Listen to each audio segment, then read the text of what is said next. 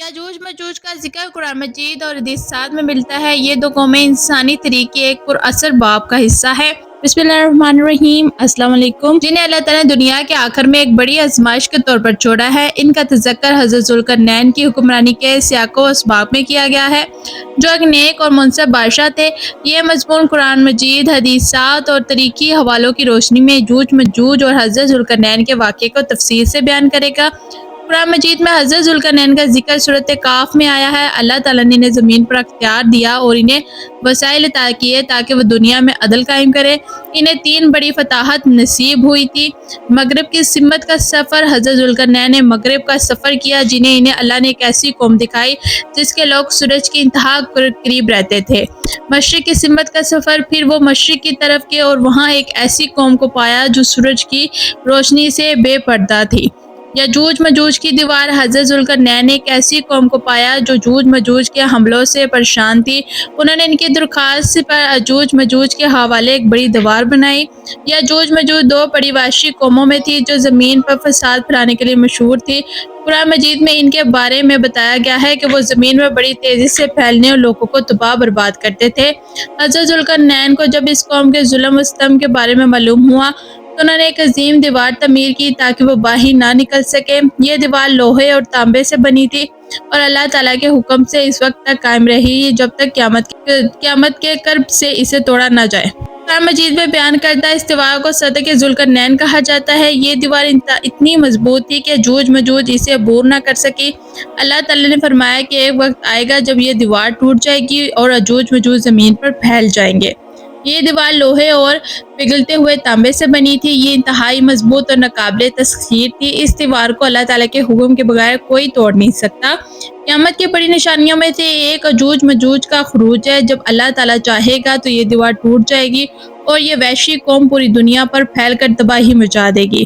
حضرت نوس بن سمان رضی اللہ عنہ کی روایت کے مطابق نبی کریم صلی اللہ علیہ وسلم نے فرمایا، یاجوج ماجوج کا خروج قیامت کے قریب ہوگا اور وہ ہر چیز کو تباہ کر دے گی۔ ایک روایت کے مطابق حضرت عیسیٰ علیہ السلام کے نزول کے بعد یاجوج ماجوج نکلے گی اور زمین پر فساد مل جائے گی، یہاں تک کہ اللہ تعالیٰ ایک خاص وبا کے ذرائع انہیں ختم کر دے گا۔ یاجوج ماجوج کی حقیقت پر کئی تاریخی اور جغرافیائی نظریے پیش کیے ہیں۔ بعض علماء کا خیال ہے کہ یہ قومیں وسطی ایشیا کی وحشی قبائل میں سے تھی، جبکہ بعض ان کو منگولوں یا تاتاریوں سے جوڑتی ہے۔ وسطی ایشیا قبائل، کچھ محققین کے مطابق یاجوج ماجوج منگول یا تاتاری قوم میں ہو سکتی ہے جنہوں نے ماضی میں بہت زیادہ تباہی مچائی۔ بعض محققین دیوار چین کو حضرت ذوالقرنین کی دیوار سے جوڑتے ہیں، لیکن تاریخی حقائق اس کی مکمل تصدیق نہیں کرتے۔ اسلامی نقطہ نظریے سے یاجوج ماجوج کا معاملہ ایک غیبی حقیقت ہے جسے مکمل طور پر انسانی عقل سے نہیں جانچا جا سکتا۔ اسلامی تعلیمات کے مطابق جب یاجوج ماجوج زمین پر فساد مچا دے گی تو حضرت عیسیٰ علیہ السلام اور ان کے ماننے والے اللہ کی پناہ میں ہوں گے، پھر اللہ تعالیٰ ایک خاص قسم کے کیڑے یا وبا کے ذرائع انہیں ہلاک کر دے گا۔ ان کے مرنے کے بعد زمین پر غیر معمولی بدبو پھیل جائے گی جسے اللہ تعالیٰ ایک خاص بارش کے ذرائع صاف کر دے گا۔ یاجوج ماجوج کا واقعہ اسلامی عقیدے میں ایک بڑی آزمائش کے طور پر بیان کیا گیا ہے۔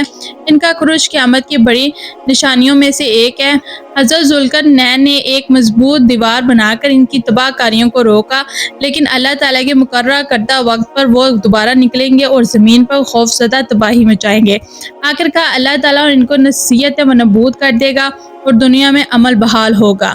یہ واقعہ ہمیں اللہ تعالیٰ کی قدرت، آزمائشوں اور قیامت کی نشانیوں پر غور و فکر کرنے کی دعوت دیتا ہے کہ ہمیں ان چیزوں سے سبق سیکھنا چاہیے۔ یاجوج ماجوج کی قوم کو اس دنیا میں آنے سے پہلے اللہ تعالیٰ نے جو قیامت کی ایک بڑی نشانی بتائی ہے، اس سے پہلے ہمیں اپنے گناہوں کی توبہ کر لینی چاہیے۔ ہمیں اپنے دل کو پختہ یقین سے اللہ کی راہ میں مشغول کر لینا چاہیے اور ہمیں یاجوج ماجوج کی قوم سے بچنا چاہیے۔ اللہ پاک ہمارے لیے آسانیاں کرے۔ اللہ پاک جن سے ہمیں یاجوج ماجوج کی قوم سے محفوظ رکھے، ہمیں دجال کے فتنوں سے محفوظ رکھے۔ دجال بھی ایک قیامت کی بہت بڑی نشانی ہے، اللہ پاک ہمیں اس سے بھی محفوظ رکھے۔ کافی حقائق مطمئن اور علماء کا ماننا ہے کہ یاجوج ماجوج کی قوم چائنا کی دیوار کے پیچھے دفن ہے، لیکن مولانا علماء کا ماننا ہے کہ یاجوج ماجوج کی قوم ایک دیوار کے پیچھے ہے جو چائنا میں ہے، لیکن ہم اس چیز کو نہیں مانتے اور کافی دنیا بھی اس چیز کو نہیں مانتی کہ یاجوج ماجوج چائنا کی دیوار کے پیچھے ہیں۔ یہ کدھر ہے، یہ اللہ تعالیٰ ہی بہتر جانتا ہے کہ یہ کدھر ہے۔ جیسے ہاروت اور ماروت کا ہمیں نہیں پتا काफ़ी हमें 4 हमारे नबियों का नहीं पता कि वो ज़मीन में कहाँ हैं। इसी तरह हमें अजूज और मजूज का भी नहीं पता कि वे ज़मीन के किस हिस्से में दफ़न है और ये कहाँ है और ये किस दीवार के पीछे है और ये कब आएगी और क़यामत कब आएगी, इस चीज़ का हमें भी नहीं पता। बस हमें ये निशानियाँ बताई गई हैं जो हमारी दुनिया में आहिस्ता-आहिस्ता पूरी हो रही हैं। लेकिन हमें इस क़यामत का मुकर्रर वक़्त नहीं बताया अल्लाह ने कि क़यामत कब आएगी, किस दिन आएगी और क्या होगा।